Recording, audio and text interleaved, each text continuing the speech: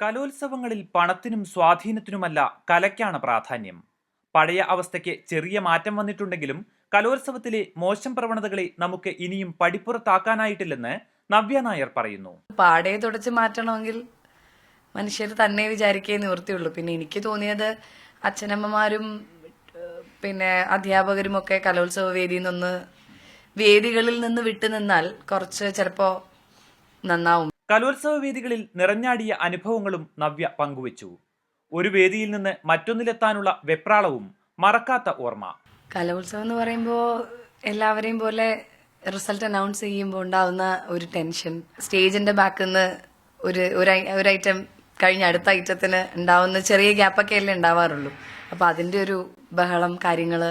അമ്പിളി ദേവിയോട് മത്സരിച്ച് കലാതിലകപ്പട്ടം നഷ്ടപ്പെട്ട് കരഞ്ഞ് വേദി വിട്ടിറങ്ങിയതിനെ കുറിച്ചുള്ള സ്ഥിരം ചോദ്യത്തിന് താരത്തിന്റെ സ്ഥിരം മറുപടി: ഇല്ല, ഓരോ സമയത്തും ഓരോ കാര്യങ്ങളും ചെയ്തതൊക്കെ ചെയ്യേണ്ടതാണല്ലോ. I don't have any regrets about my past. അപ്പൊ അതുകൊണ്ട് അങ്ങനെ ചെയ്യേണ്ടിയിരുന്നില്ല എന്നൊന്നും തോന്നുന്നില്ല. ഇപ്പോഴാണെങ്കിൽ ചെയ്യില്ല. സംസ്ഥാന കലോത്സവത്തിൽ മത്സരിക്കാനൊരുങ്ങുന്ന എല്ലാ വിദ്യാർത്ഥികൾക്കും നവ്യ നായർ ആശംസകൾ നേർന്നു. ഇത്തവണത്തെ സ്റ്റേറ്റ് യൂത്ത് ഫെസ്റ്റിവലിൽ പങ്കെടുക്കുന്ന എല്ലാ കലാകാരികൾക്കും കലാകാരന്മാർക്കും എന്റെ ഹൃദയം നിറഞ്ഞ ആശംസകൾ. മാതൃഭൂമി ന്യൂസ്,